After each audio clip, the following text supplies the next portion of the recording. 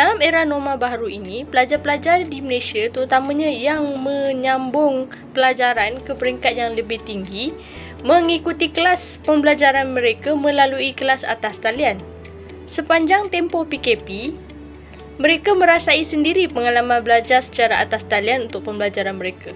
Mereka belajar secara atas talian dengan menggunakan pelbagai aplikasi komunikasi dan aplikasi yang dibina dan dibangunkan khas untuk membantu pembelajaran di sekolah atau di IPT, iaitu Telegram, WhatsApp, Google Classroom, Google Meet, Zoom, Cisco Webex, Schoology dan banyak lagi portal-portal dan laman sesawang pendidikan yang lain.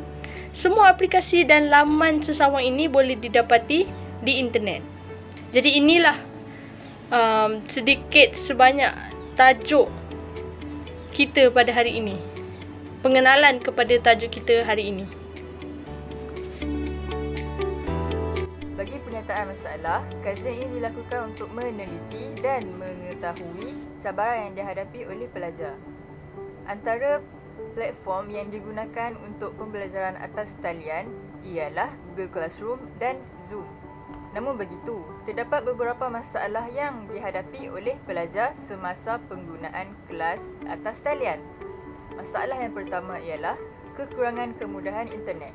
Tidak semua pelajar berada di kawasan bandar. Segelintir pelajar tinggal di kawasan pedalaman dan kawasan kampung di mana talian internet tidak begitu jelas. Selain itu, tidak semua warga pendidik di Malaysia mempunyai kepakaran menggunakan teknologi dalam bidang pembelajaran dan ini sememangnya memberi impak yang besar terhadap suatu proses pembelajaran. Di samping itu, keadaan persekitaran pelajar yang tidak efektif untuk belajar fokus. Keadaan segelintir pelajar di rumah tidak dapat fokus semasa kelas kerana keadaan rumah yang bising. Selamat sejahtera, Madam. Nama saya Tan Kaiser. Nombor matrik saya ialah 2875440. Tujuan dan objektif. Tujuan projek ini adalah untuk mengaji cabaran, usaha dan kesan terhadap proses pembelajaran atas talian. Oleh sebab mempunyai pengalaman pembelajaran atas talian semasa pandemik COVID-19, telah mendapati terdapat banyak masalah yang telah dihadapi oleh pelajar-pelajar. Salam sejahtera semua, nama saya ialah Chin Wei Shen dan nombor matrik saya ialah 287677. Hari ini saya ingin membentangkan tentang group assignment iaitu tema adalah pengalaman dan harapan untuk Malaysia dan tajuknya ialah pengalaman dan harapan belajar atas talian di rumah semasa pandemik COVID-19. Seterusnya terdapat 3 objektif utama dalam menjalankan kajian ini. Yang pertama iaitu untuk mengenal pasti cabaran yang ada dalam menjalankan proses pembelajaran atas talian semasa pandemik COVID-19.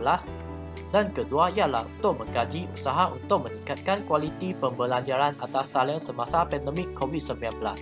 Dan yang terakhir ialah untuk mengkaji kesan-kesan pembelajaran atas talian kepada prestasi akademik pelajar. Kajian lepas merangkumi kajian-kajian yang telah dijalankan oleh para pekaji lain sebelum ini. Kami telah menggunakan sumber internet bagi mendapatkan kajian-kajian tersebut. Walaupun kajian lepas yang dirujuk oleh kami tidak sama sepenuhnya dengan tajuk kajian kami, tetapi ia masih kena mengena dengan isu utama yang kami kaji, iaitu pengalaman belajar atas talian di rumah semasa pandemik COVID-19.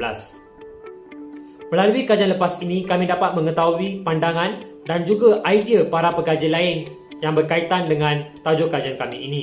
Kami juga telah membahagikan kajian lepas ini kepada 4 bahagian, iaitu bahagian pertama ialah tentang pengertian belajar atas talian, keduanya ialah tentang pengalaman belajar atas talian di rumah semasa pandemik COVID-19 dan ketiganya ialah cabaran yang dihadapi dan seterusnya ialah usaha bagi menangani cabaran tersebut.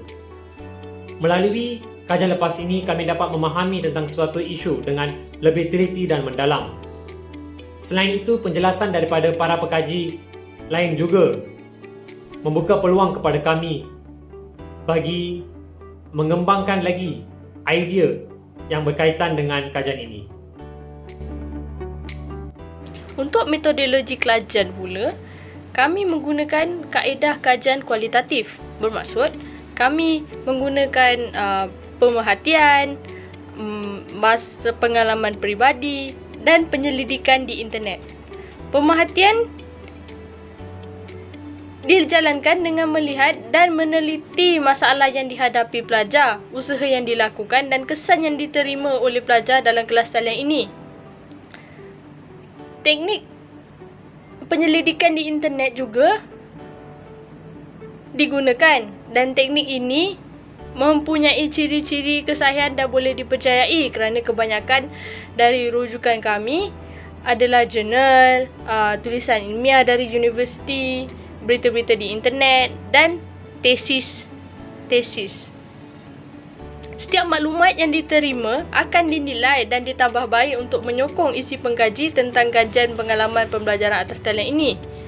Tambahan pula, kami buat survey sendiri. Survey ni penting untuk menyokong pemerhatian kami dan ia mematuhi SOP COVID-19. Sebab itulah, hasil dari penggunaan kaedah kualitatif ini amat berkesan dalam membuat satu kajian yang berdasarkan pengalaman peribadi.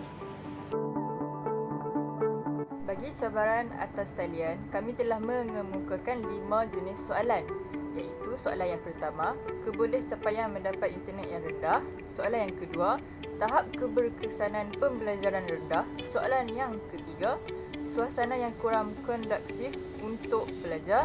Soalan yang keempat, kos internet yang tinggi. Dan soalan yang kelima, pelajar sukar untuk menumpukan sepenuh perhatian. Bagi kelima soalan ini, soalan pertama telah mendapat 50 jawapan iaitu mereka bersetuju dan 11 jawapan mereka tidak bersetuju. Soalan kedua, 52 orang responden bersetuju dan 4 orang responden tidak bersetuju.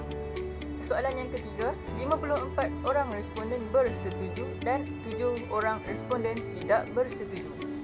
Manakala soalan yang keempat pula, 59 orang setuju dan 6 orang tidak setuju. Soalan yang kelima, 69 orang responden bersetuju dan 2 orang responden tidak bersetuju. Dengan ini, dapat menunjukkan bahawa pembelajaran atas talian telah memberi impak yang positif dan negatif kepada pelajar. Seterusnya saya akan membentangkan perbincangan yang kedua iaitu usaha untuk meningkatkan kualiti pembelajaran atas talian semasa pandemik COVID-19.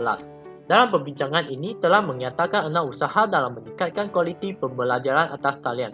Antaranya ialah interaksi secara aktif antara lecturer dengan pelajar.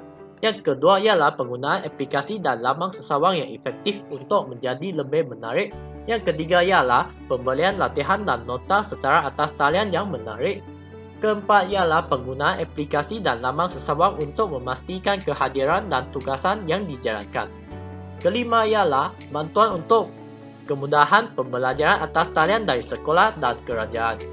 Yang terakhir ialah penyediaan jadual pembelajaran atas talian yang tepat dan teratur. Keenam-enam usaha ini telah menunjukkan data yang lebih daripada separuh iaitu 60% ke atas dan 60% ini daripada 32 responden. Antara usaha yang mempunyai kesetujuan yang paling tinggi ialah penggunaan aplikasi dan laman web dalam memastikan kehadiran dan tugasan yang dijalankan. Usaha ini terdapat 90.6% iaitu 29 responden daripada 32 responden menyatakan setuju. Bagi usaha yang mempunyai kesetujuan yang paling rendah iaitu interaksi secara aktif antara lecturer dengan pelajar. Usaha ini terdapat 65.7% iaitu 21 responden daripada 32 responden menyatakan setuju. Kesan. Terdapat berbagai impak positif dan negatif yang akan dibawa oleh proses pembelajaran atas talian semasa pandemik COVID-19 di kalangan pelajar. Berikut merupakan data yang telah diperolehi daripada Swaselidik. Pertama sekali ialah pembelajaran atas talian akan menjejas prestasi akademik pelajar. Semasa proses pembelajaran atas talian dijalankan, pengajar tidak dapat menentu bahawa pelajar-pelajar berfokus atau mendengar terhadap mereka. Lama-kelamaan akan menyebabkan prestasi akademik pelajar terjejas. Seterusnya ialah pembelajaran atas talian dapat menjimat masa pelajar dalam mencari bahan pembelajaran. Maklumat atau bahan pembelajaran yang dikongsi oleh pengajar sama ada melalui email, WhatsApp dan sebagainya akan diakses secara cepat tanpa perlu mencatat seperti yang bertulis di papan tulis. Kesan ketiga ialah pembelajaran atas talian akan menghalang komunikasi antara pelajar dengan guru semasa proses pembelajaran. Kesukaran berinteraksi secara langsung semasa online menyebabkan ketidakiratan hubungan komunikasi antara pelajar dengan pengajar dan ia tidak sama dengan kelas face to face. Pesan keempat ialah pembelajaran atas talian akan membosankan dan menghilangkan fokus belajar terhadap pembelajaran. Keadaan sekeliling memainkan peranan yang penting dalam pembelajaran secara online. Keadaan di rumah yang tidak sesuai untuk belajar dan mereka haruslah fokus kepada laptop. Syarahan pencara yang terlalu panjang dan tugasan yang terlalu banyak akan menyebabkan belajar menjadi bosan. Dan hal sekali ialah pembelajaran atas talian dapat meningkatkan kemahiran belajar dalam menggunakan internet dan teknologi. Pihak pendidikan akan menggunakan berbagai platform untuk menjalankan proses pembelajaran atas talian. Hal ini dapat menimbulkan kemahiran belajar dalam menggunakan berbagai platform dan aplikasi. Secara keseluruhannya, pembelajaran atas talian ini sudah pun menjadi suatu norma baharu dalam keadaan pandemik COVID-19 ini. Walaupun pembelajaran atas talian ini dilihat sebagai sesuatu yang mudah, tetapi pada realitinya ia adalah sesuatu yang agak sukar. Hal ini kerana pelbagai cabaran dan rintangan serta para pelajar juga perlu bersedia dari segi fizikal dan juga mental bagi menghadapi pembelajaran atas talian ini. Pada masa yang sama, pengalaman belajar atas talian di rumah semasa pandemik COVID-19 ini juga memberikan suatu pengalaman yang cukup baik dan baru kepada para pelajar, di mana ia dapat lebih mendisiplinkan para pelajar dan pengalaman yang mereka dapat dalam tempoh pandemik ini sangat berguna kepada mereka apabila mereka melangkah ke alam pekerjaan nanti.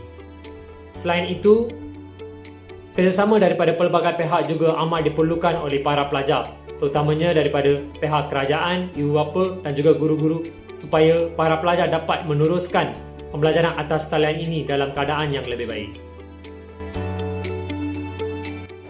Harapan saya untuk Malaysia dalam pembelajaran atas talian adalah kerajaan akan berusaha untuk memperbaiki capaian internet di negara kita. Bukan setakat capaian internet di negara je. Kelajuan internet pun penting, capaian pun penting, kemudahan untuk guna ataupun kemudahan untuk akses kepada wifi pun penting. Jadi inilah harapan saya untuk Malaysia dalam pembelajaran atas talian di masa akan datang. Sekian, terima kasih. Pembelajaran atas talian telah menjadi norma baharu kepada pelajar semasa musim pandemik COVID-19. Jadi, saya berharap agar negara akan terus berkembang dan mencapai ke arah negara maju. Dengan adanya generasi muda yang mengetahui teknologi dengan lebih mendalam, negara akan dapat terus berkembang menjadi negara maju. Refleksi diri. Semasa menjalankan kajian ini, saya telah mengetahui bahawa pembelajaran atas talian adalah sesuatu isu yang sangat penting untuk kita menitik beratkan. Ia akan membawa berbagai jenis kesan yang tidak sama dan akan mempengaruhi masa depan pelajar-pelajar serta negara. Saya dapat memahamkan bahawa pembelajaran atas talian ini bukanlah sesuatu yang agak mudah. Oleh itu, para pelajar perlu berusaha sedaya upaya mereka supaya mereka dapat mengadaptasi dengan norma baharu ini, iaitu pembelajaran atas talian.